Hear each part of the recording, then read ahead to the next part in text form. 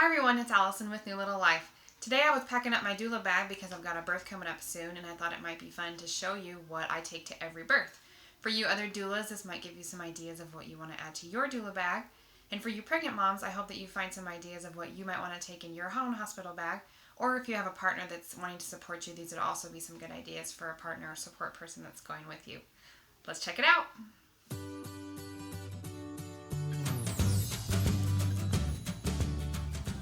Okay, so first let's start with the bag. This bag I got from 31. It's a zip top utility tote, I think is what it's called.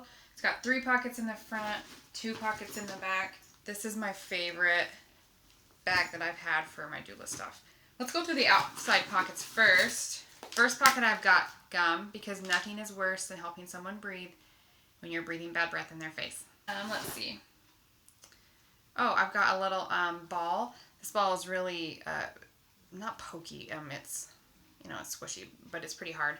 This is great for a lot of texture things. Some women like that rolled up and down their arms. The texture is a little distracting.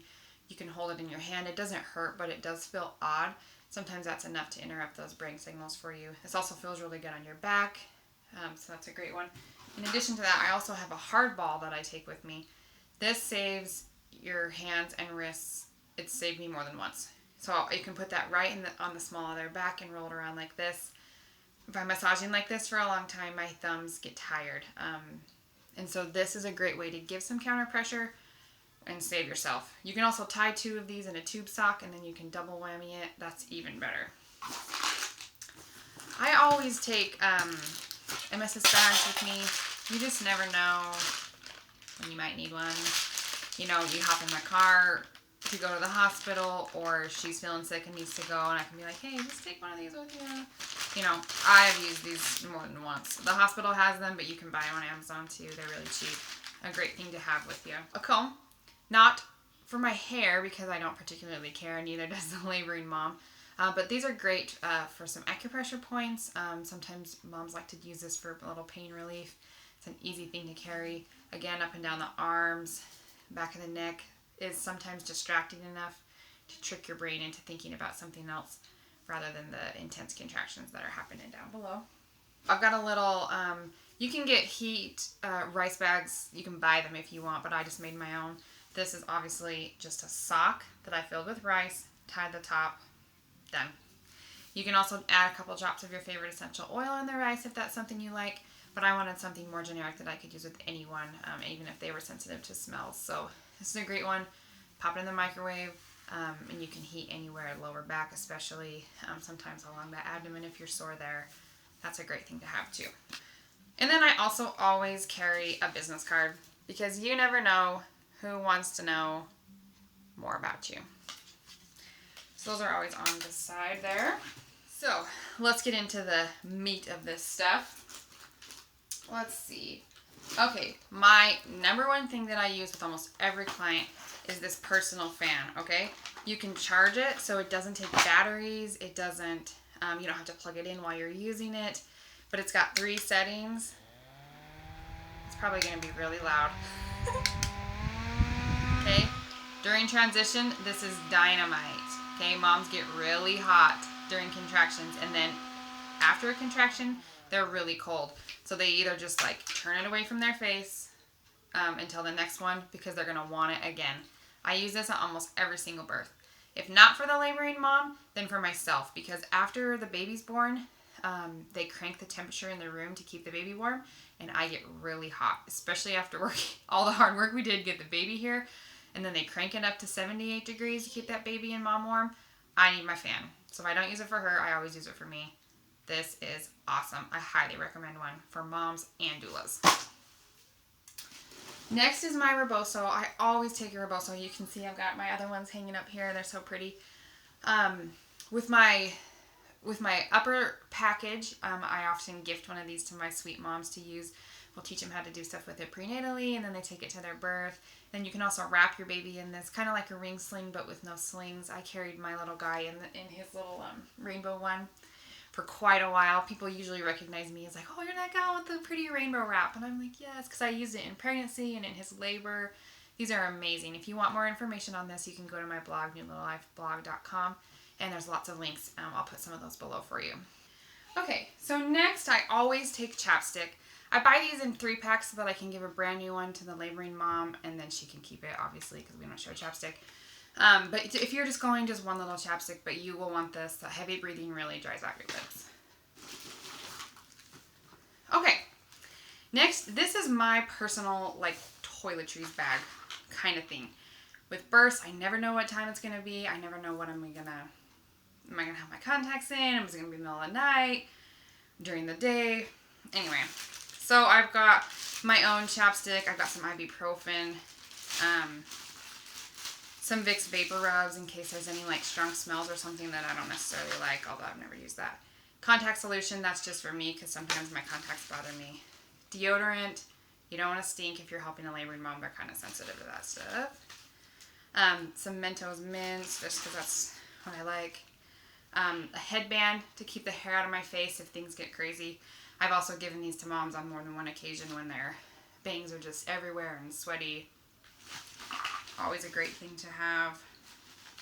Okay, that's all I've got in there. Not a lot, but anything that you feel like you might need or just to make yourself more comfortable. You can put a pad in there if you're close to starting your own cycle. Sometimes birth even kind of stirs up your hormones as a doula or partner, so sometimes you can have some spotting or start your cycle early. So any kind of backups like that, not a bad idea to have. Oh, here's a clip to that fan that goes on. You can clip it right to the bed. So this sticks on the top and then you can clip the fan somewhere. Again, this is my #1 favorite thing in the world to take, so get one. I'll put a link for that one below for you. I don't drink soda, but sometimes caffeine in a long nighttime birth is awesome. So I do pack my favorite caffeinated beverage, which is Mountain Dew, just in case I need a little pick-me-up caffeine, which usually does the trick to help me get through those long births. This is a little overkill, but I do always pack snacks, and kind of a variety of snacks. I've got like a Snickers for a quick meal for me, not the healthiest, but whatever. Some little almonds, which are great energy. Caramels, which is a nice fast energy. Chocolate, obviously. Starburst, quick sugary energy. Moms love this stuff too. I mean, little hard candies, okay? Even a hospital that says you can't eat stuff during labor is not going to care if you suck on a hard candy. Jolly Ranchers, stuff like that. You're going to get the instant sugar rush from that, which a laboring mom needs. And it's not food on your stomach, even if she's thrown up a lot. I mean, it's not substance. But it is that sugar to help with the energy that you need because you're doing hard work.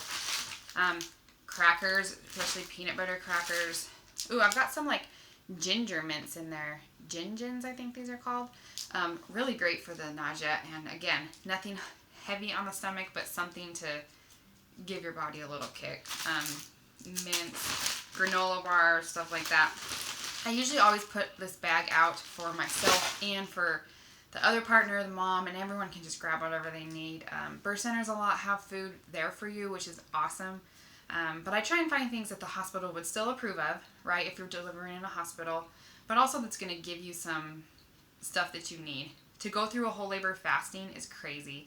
I think the research is catching up to start letting you eat in labor, and I hope it does quickly because you really shouldn't be fasting for such a hard, long event. Oh, along those same lines, these are my favorite. Honey sticks are amazing in labor. You can buy them in a little stick like this. You don't even need scissors to open it. You can just pop that top and suck the honey right out. Moms go crazy for these, okay? It's kind of a natural substance, so it's not quite as sweet and sugary as like a Starburst or something. These are awesome because moms will go through a couple of these at a time, especially when you're getting close to transition and stuff and you really need something on your stomach, but you really don't want to eat or can't eat or something like that. These taste awesome. You can get them in lots of different flavors, peach, strawberry, honey, whatever. But this natural honey boost, I use these all the time and moms are always like, I cannot believe I didn't think of that. I should have brought those for myself. I'm getting some for all my friends, that kind of stuff. Honey sticks, I'll put a link below for you so you can purchase those too. My own water bottle, duh. This is what I bring to births, like if they have another child there. So it's not their first birth or they've got, family or friends and stuff. This is just a little car mat that I made, which keeps the kids entertained for such a long time. The cars go in the parking lot. You can fill them up with gas. You can take them through the car wash, drive them around. It's so cute. My little boys loved this when they were little, but they're kind of over it now, so I retired it to my doula bag. I take this to almost every birth that I know a sibling's going to be there just for that time when they're kind of freaking out and they need something new, something they've never seen.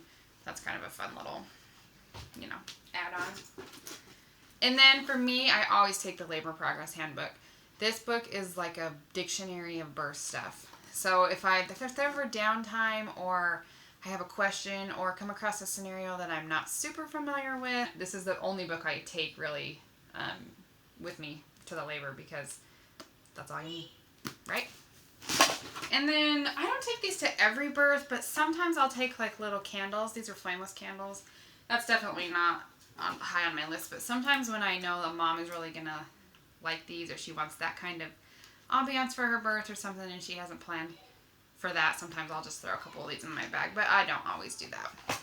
Lastly, for me, since I'm a pumping mom, right, I got a little one at home, I always take my breast pump. I got this cute little bag that is super functional for all the stuff that I need, so I can just throw it on my shoulder too. So I've got my Spectra pump in there. I've also done a video on why I chose the Spectra, and you can go check that out on my YouTube channel or my blog, newlittlelifeblog.com. In the top, I've got a little cooler to store the milk. I do have a little cover, because in case I need to pump in the waiting room or something, or in the corner of the birth room, then I can be covered, because it's not super distracting. But I've got all my pump parts in here, bottles, a little drying bag for the parts when I rinse them out and I'm done with them. So that's obviously not something that everybody needs, but that is something that I take to births with me since I'm pumping for a little one at home. I hope you found this video helpful. If you love anything else that's in your bag, or that you thought, oh, I should add to this video, post it in the comments below. I'd love to do that. Don't forget to check out my blog, newlittlelifeblog.com, for more info on pregnancy, birth, breastfeeding, DIY projects, and more. Thanks for watching today. We're going to get this bag packed back up.